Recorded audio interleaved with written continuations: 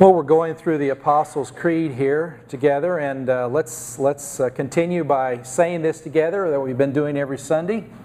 I believe in God, the Father Almighty, maker of heaven and earth, and in Jesus Christ, His only Son, our Lord, who was conceived by the Holy Spirit, born of the Virgin Mary, suffered under Pontius Pilate, crucified, dead, and buried. Well, we come to a place in the Creed where we might think that it takes kind of a strange turn. Pontius Pilate. You know, Pilate was the Roman official that officiated over the trial of Jesus, and the Jewish authorities accused him of blasphemy, which means that he was disrespecting God, and that was a death sentence in their eyes, but they couldn't carry out a death sentence because they were an occupied nation, so Rome had to do that, so they presented him to Pilate for execution. And if you remember that story, Pilate really didn't want to do that. Pilate's wife had had this dream, and Pilate didn't see anything wrong with him, and so he gave him a couple of opportunities to get out of it, and one of them was, since it was Passover, remember that a criminal would normally be released by Rome just to appease the people, so they only had two criminals in the prison. One was Jesus and one was Barabbas. And so Pilate says, you know, I'll get Jesus out on this. So I'll release one prisoner. Who do you want? And the people all said, we want Barabbas. Crucify Jesus. Crucify him. And Pilate didn't want to do this. Remember this, you know, he's this figure that he's the reluctant official. He washes his hands. And he says, well then, let the blood of this man be on you. I'm clean of him. And the people all say, let his blood be on us and on our children. And then he had asked them, what shall I do with Jesus? And they all shouted, crucify him. Crucify him. So, kind of strange that Pilate's in this, but the reason that Pilate is here is for a really practical reason. That's because at the time of this writing, they didn't number years, you know, 1921 or something. The way they numbered years was based on who the governor was, who the ruler was. It was by Caesar. And so Pilate fixes this in time. And what the apostles in this creed are saying is that this Jesus lived at the time of Pilate. He was a real man. This is not a myth. This is not a legend. He actually was tried by Pilate. And the time of the writing, this is how they dated things, so that's why Pilate makes it into the creed. Last week we talked briefly about Gnosticism. That's a belief system that existed at the time of the creed, and this isn't on the test, but it's nice to know. Okay? Remember, Gnosticism is this belief system within that some people in Christianity and beyond Christianity held that said that all matter was evil and only spirit was good. And so they never accepted the fact that God in Jesus Christ was human. They thought He was fully divine. He would never take a human body because the human body was sinful and evil. And so they denied completely that Jesus was crucified, dead, and buried. And we can see that strain in this part of the creed again, as that it's against Gnosticism. But there are other aspects in this statement, I think, that really hit us today. We are uncomfortable, I think, with, or may be uncomfortable with the suffering of Jesus. Some of you old-timers, there are a few of you in the room that started with us 4 years ago and went through the Alpha program. A few of you were there in the Alpha program. And if you remember, that was what we did before we ever launched in the school. And in the Alpha program, the director of Alpha, a guy named Nicky Gumbel, he came out on one of the lessons on the cross, and somebody had made him a miniature electric chair. And he had it hanging on around his neck on a necklace like you would wear a cross. And that was his point, was that the cross was an instrument of death and torture. And today we may not see the cross that way. The cross has been changed for us. The cross to us means acceptance and forgiveness and sacrifice too, but it's a piece of jewelry. And Nicky Gumbel comes out and he wears this, and he makes the point that the cross was an instrument of torture to them, and we probably have an aversion to the reality that Jesus really suffered so much and was put on display for the world to see His pain and His agony. It's something that we just, especially in contemporary church, we just don't bring this up very much. You know, our crosses are empty of the Jesus. We don't have the crucifix like the Catholic Church does, where He's actually on the cross. And actually, for most Protestants, we see that, and we have an aversion to it. We go, it's a little gruesome. There He is hanging on this cross. We like a jeweled cross much better. And we kind of have an aversion to Jesus' suffering. Some of you probably saw Mel Gibson's movie, The Passion of the Christ, that came out years ago.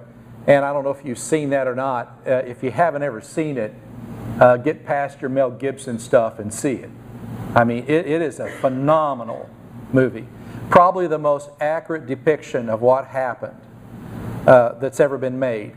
And as a matter of fact, it's so real that it's extremely difficult to watch. It's rated R because it is so realistic on the torture and the suffering of Jesus. And there's some other strange things that are in the movie that you just kind of have to get past. But it makes the point.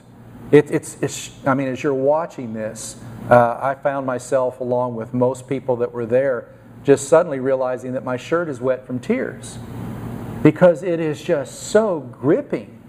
And it's not just that it's Jesus. That's probably why the tears come. But you begin to feel embarrassed that you're part of the same species of men that would enjoy inflicting such torture and pain on somebody that they don't even know. But as the Roman soldiers have Him and beat Him and laugh at Him and spit on Him and then go through the whole crucifixion thing, it's really shocking. And it's hard to watch. It makes you ashamed of being a human, and you want to turn your face away and not watch. The word crucified here would have struck fear in the hearts of everybody that heard it, because they had seen crucifixions. They were public. They had seen men impaled on poles, usually at the place of the crime, but always in a public place. Jesus was crucified, we think, at the crossroads of the city, of the road to Damascus that leads out of the city of Jerusalem.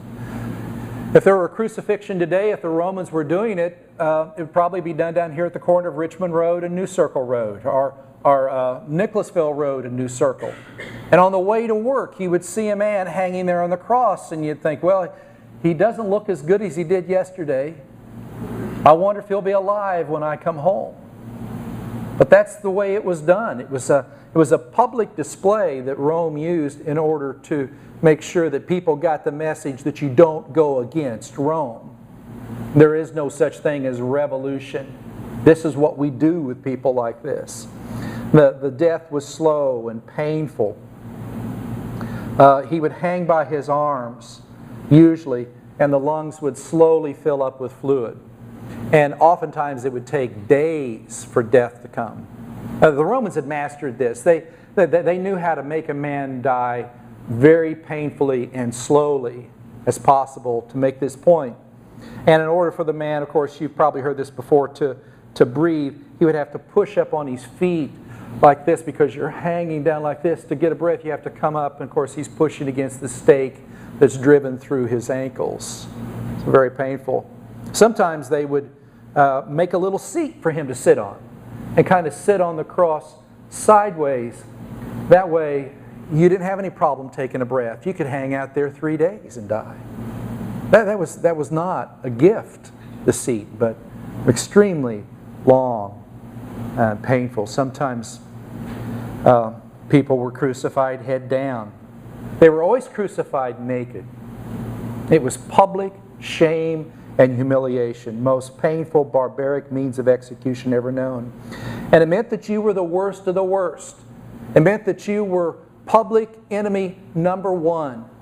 You were a terrible person, that the world was better off without you. That's what this execution meant. And you were the most cursed, the greatest threat to society. And everybody sees it. Everybody sees it. Everybody sees you die.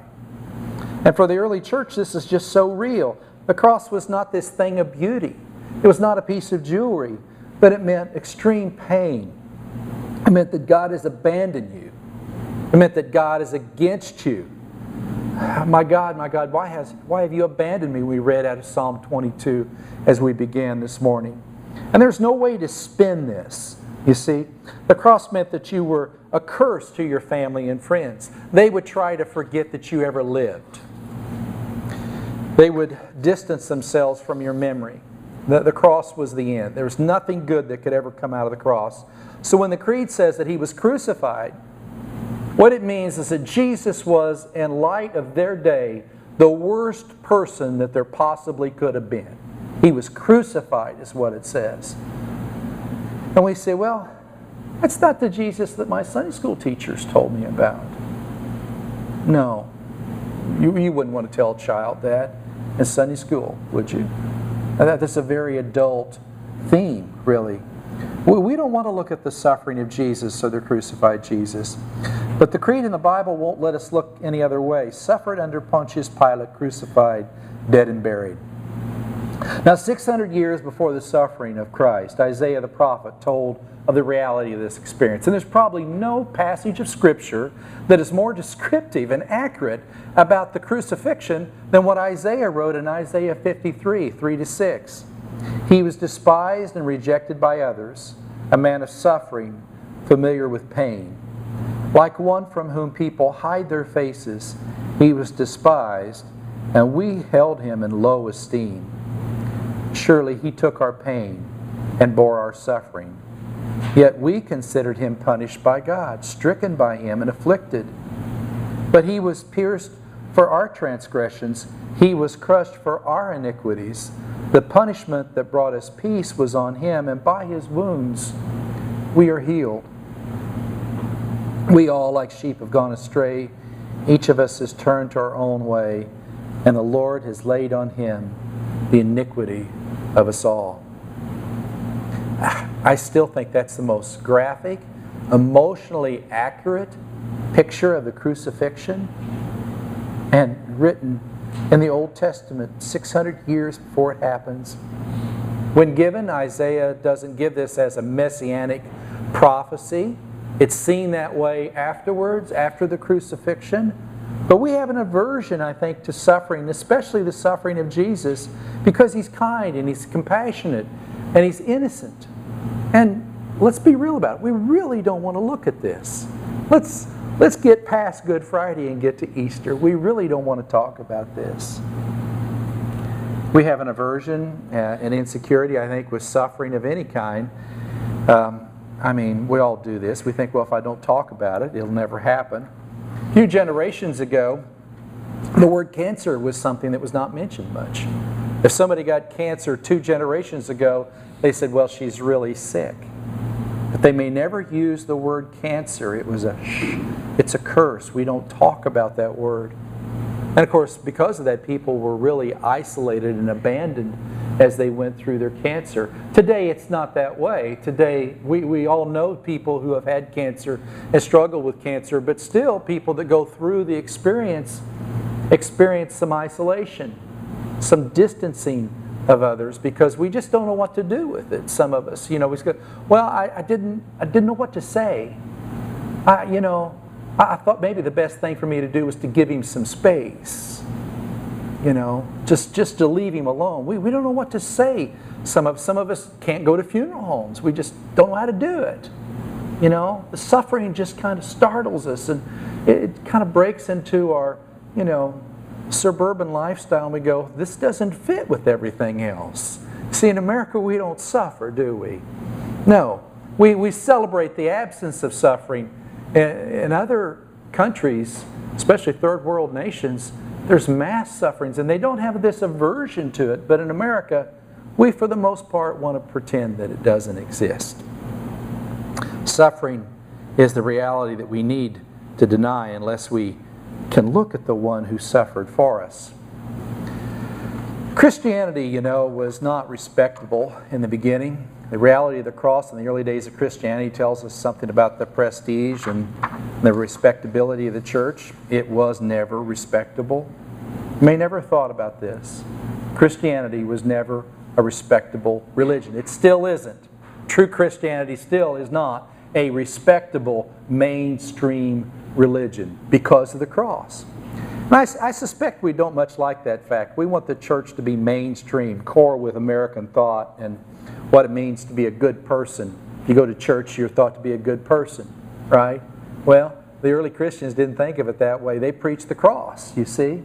They preached Christ. They preached Him crucified. And that meant that they were preaching about a man who was at the bottom of the social order and despised by everyone. That was the message. The cross was the curse. You've heard this before, Galatians 3:13. Christ redeemed us from the curse of the law by becoming a curse for us. For it is written, cursed is everyone who's hung on a pole or a tree, some translations say. It means the cross.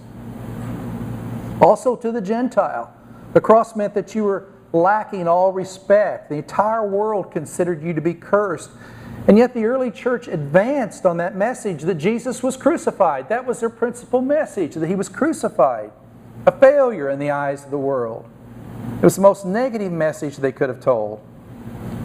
Today in our world, it's all about narrative, isn't it? We want to get the narrative right. We want to get our story straight. Say it often. Say it loudly. Never veer from the narrative.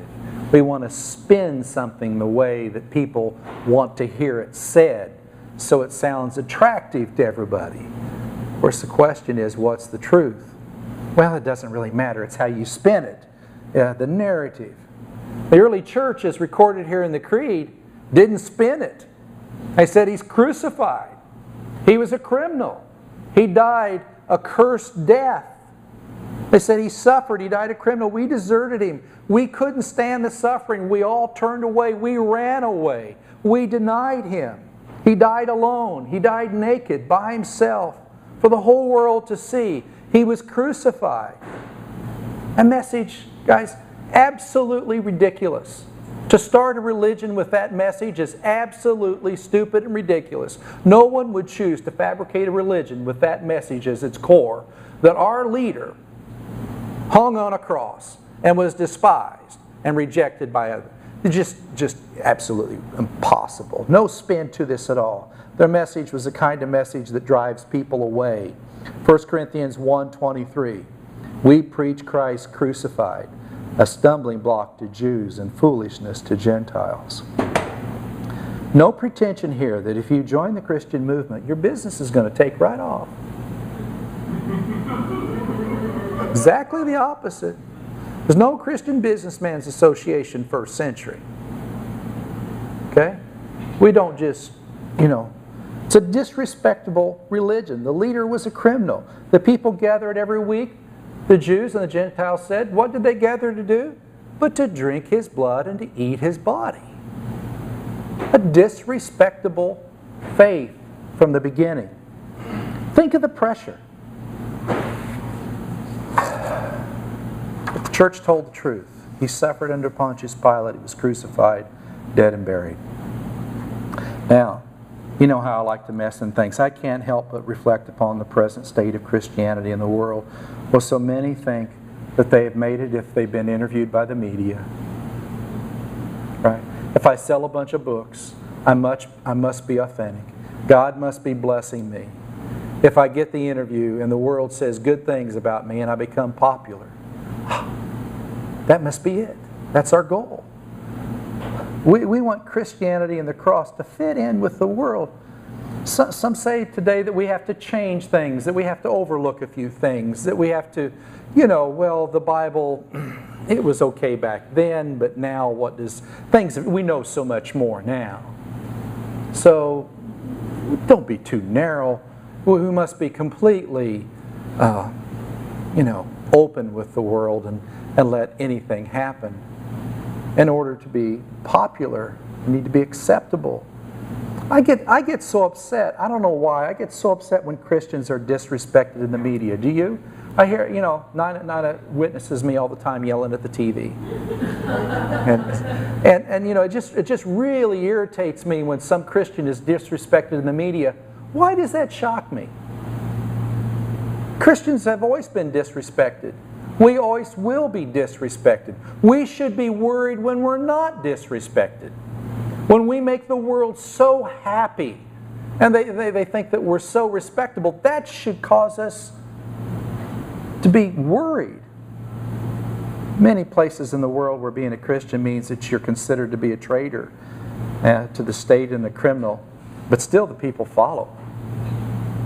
We are an abnormality here, where Christians still have pretty much favor, you know. That's not the case for most of the church. The early Christians would not hide the cross. Every person who is willing to look at the suffering of Jesus finds in the shame of the cross the undeniable and irreplaceable message that His suffering makes our salvation possible. There's no other way to get there other than through this suffering and this shame. I want to give us just a couple points of significance about this. The first significance about the cross is that the word substitution. You understand this. I'm sure most of you here in this room understand the principle of substitution. Jesus had to be cursed. Jesus had to be rejected. He had to suffer and to die. Because if we would receive what we deserve, we would be rejected. We would be cursed. We would suffer and we would die. So Jesus was our substitute for us. That's the core of the gospel. He was a substitute. Look again at that passage from Isaiah, the last two verses, Isaiah 53, 5-6. He was pierced for our transgressions. He was crushed for our iniquities or sins. The punishment that brought us peace was on Him, and by His wounds we are healed. We all like sheep have gone astray. Each of us has turned to our own way, and the Lord has laid on Him the iniquity of us all. And that's why we can't forget the cross. Because the shame of the cross is changed into the joy of the Lord. There's no other way to get there. You got to go through the shame to get to the joy. The rejection of the cross is changed into the acceptance in the family of God. There's no other way to get there. You can't be accepted unless there's the rejection. The cross was not defeat at all. The cross is victory for us. When He was done, remember He said, "It's finished." He didn't die that way because His friends deserted Him or because the forces against Him were more slick and powerful. Remember He said, "I have the authority to lay down my life," in John 10. He says, "No greater love hath any man than this, that a man lay down his life for his friends," John 15, 13. See, He willingly did this. This was the plan from the beginning. Substitution. John Ortberg, who's an author and a pastor now in California, excuse me, told the real story how he and his wife were invited as alumni to Azusa Pacific University. And they were at a dinner party, and it was for some alumni that were there. And during the gathering, John Wallace, who was the president, brought out 3 students. And the 3 students were graduating, and he told John Ortberg and his wife, he said, for the next 2 years, these 3 students are giving themselves to be missionaries, to go to India, to work among the poorest of the poor. And 3 students thought that they were just there that night to be commissioned for this and to be sent out with a blessing. But then something happened. They didn't know what was coming. The president of the university turned towards them. He said, "I have a piece of news for you. There's somebody you don't know, an anonymous donor, who is so moved by what you're doing that he's given a gift to this university in your name." And John turned to the first student. He said, "You are forgiven your debt of $105,000, his student debt to the university." The kid immediately begins to cry. John turns to the next student and says, "You're forgiven your debt of $70,000. He turns to the third student and he says, "You're forgiven your debt of $130,000. All 3 students had no idea it was coming. And they were just ambushed by grace, as we would say. God just pulled the rug out from under them, blown away that somebody they don't know would pay their debt. And Ortberg says the whole room was in tears. And that's God's grace, God's reality, as displayed in substitutionary sacrifice, where Jesus is substituted for us. For it to be possible, the cross has to be shameful. The cross has to be painful. It must be painful to take away our pain. The other significance here is contained in the words that He was dead and buried. Next week we come to the point in the Creed where we talk about what happened after death while Jesus was dead for 3 days. Where did He go during those 3 days?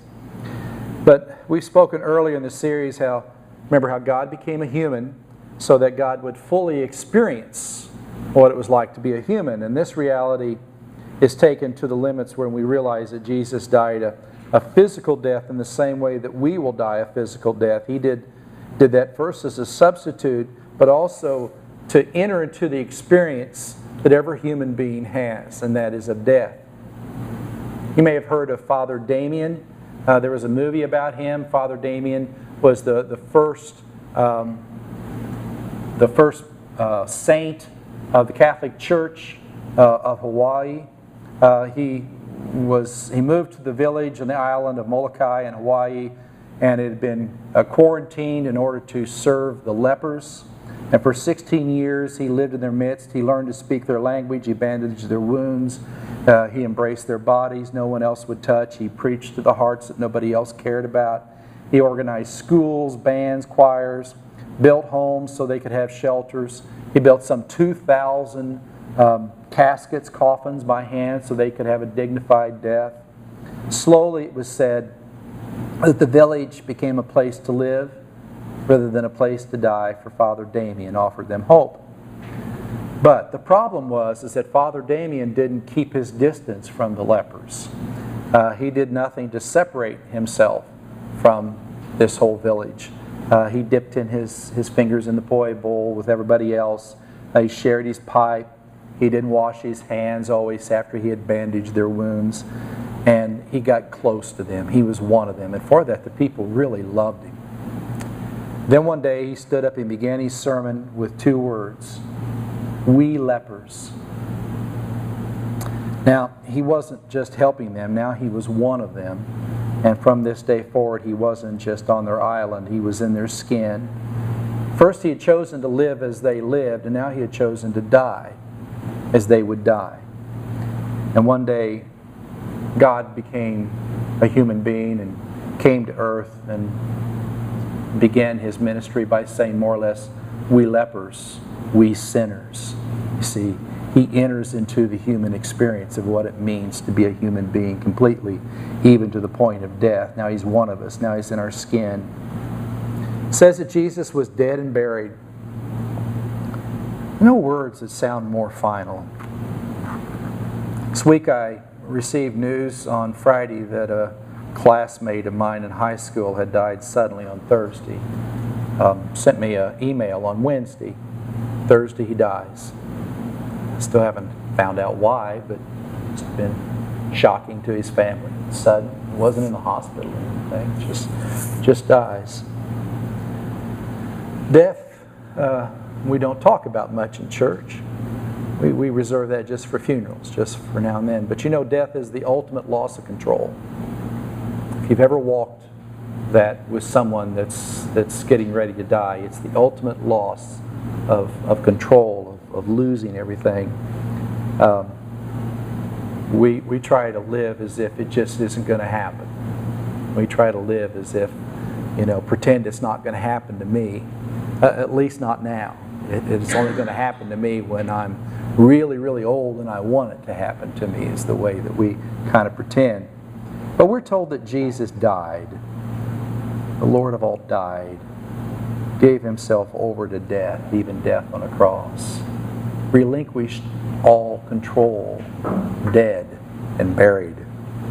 And we know that someday when we walk through, as the psalmist says, the valley of the shadow of death, that he's been through that valley before, and he'll be there to walk through that valley with us.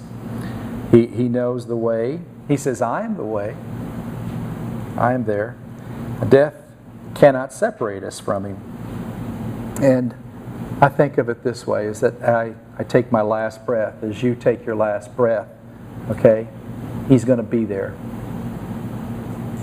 The presence that you know as you're passing from this world to the next that he's prepared for you, it will be him. He's been through death. He knows what it is to die. He did that for you. Okay? There's no other way that we could be assured that he would be there other than Jesus Christ dying the same way that we will die. Dead and buried, it says. Let's pray.